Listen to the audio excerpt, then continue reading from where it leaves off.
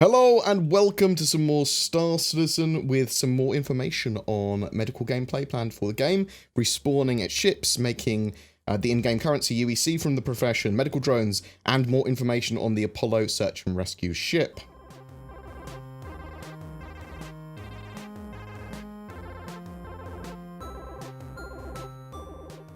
So medical gameplay is still in the works, but it's going to have interactive elements to it on ships like the Apollo and the Hope Hospital Endeavour.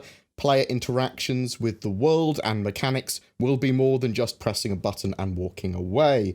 So even in the medical bays and that sort of stuff, you will have to maintain and look at patients, otherwise they might not get better, they might not get healed. In regards to patients waiting to get picked up, the plan is for the player to be physically immobilized during pickup, transportation, and healing. They are going to review to see if this needs further interaction from the patient to not be boring as well as they move forward.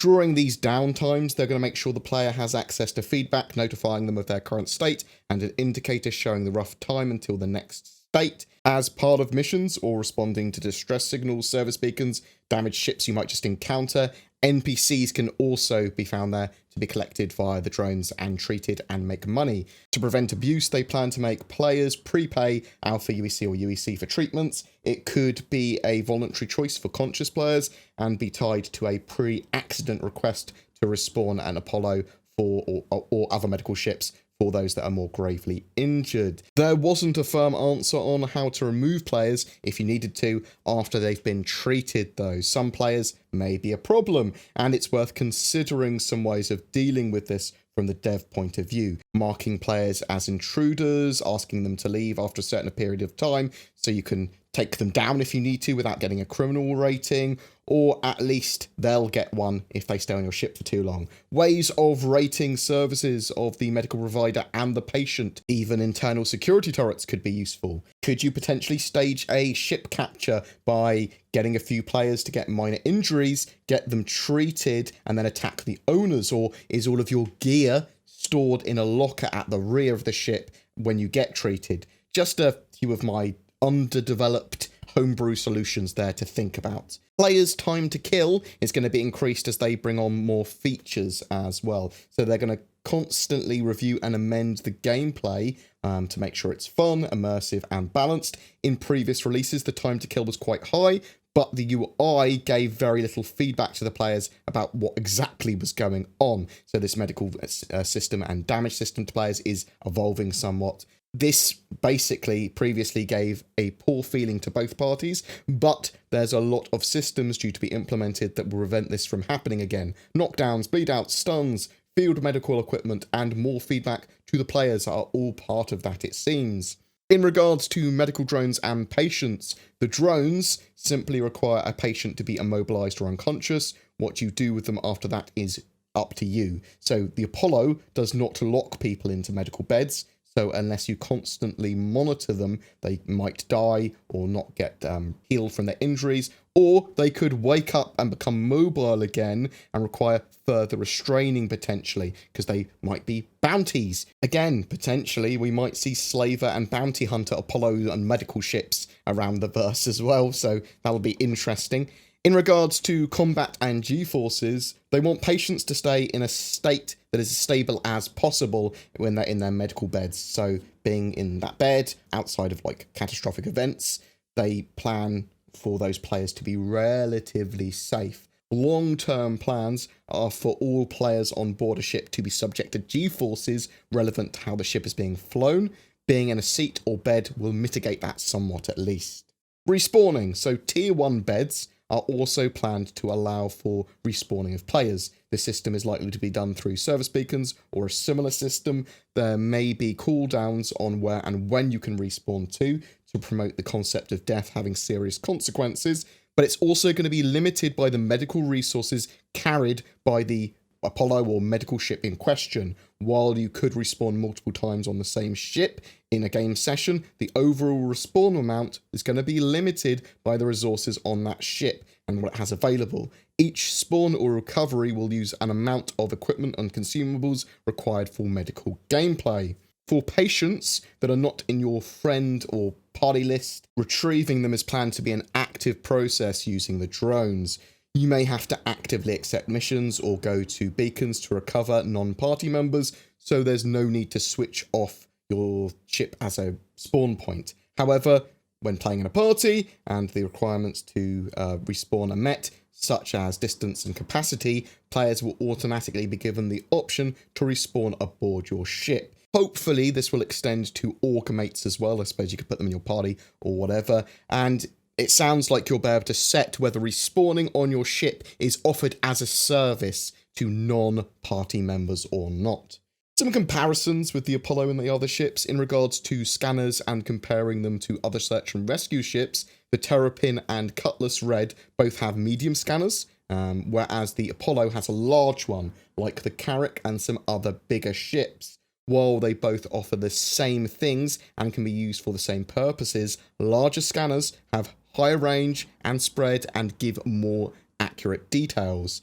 Ships with a dedicated medical bay will generally have higher tier beds to provide full medical support. Bear in mind that this will be of limited use if the ship itself is critically damaged and the crew is injured. It is unlikely that capital ships will have enough high tier beds to support serious recovery of an entire crew simultaneously, other than potentially ships like the Endeavour Hope, which could potentially look after its entire crew because it is a big hospital ship. Also, smaller medical bays may only have access to a limited setup and only be able to treat more minor injuries or stabilise an injury, because the lower tier beds will still be able to stabilise critical injuries rather than treat them.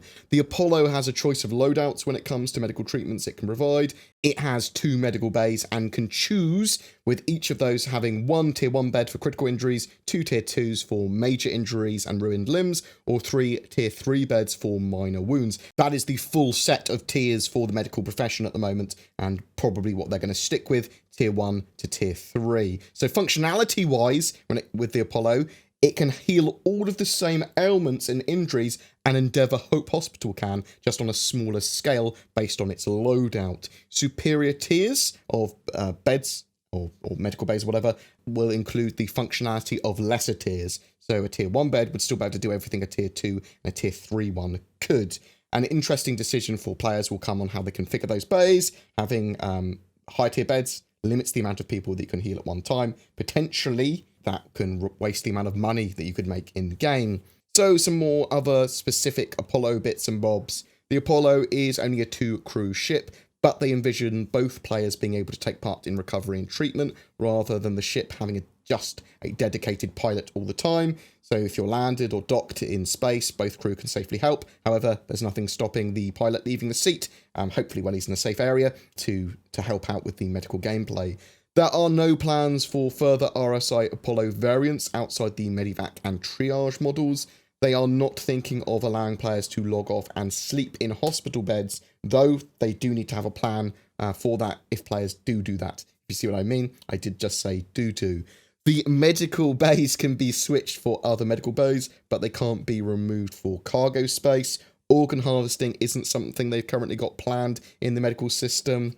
Medical consumables must be stored in the cargo hold, but the plan is to balance that so even on an intensive medical mission, you'll still have room for regular cargo if you wish. On the flip side though, you may want to run with minimal medical supplies to just offer a couple of healing sessions and instead attempt cargo missions to generate additional income that way, or to loot areas and take cargo crates in and that sort of stuff.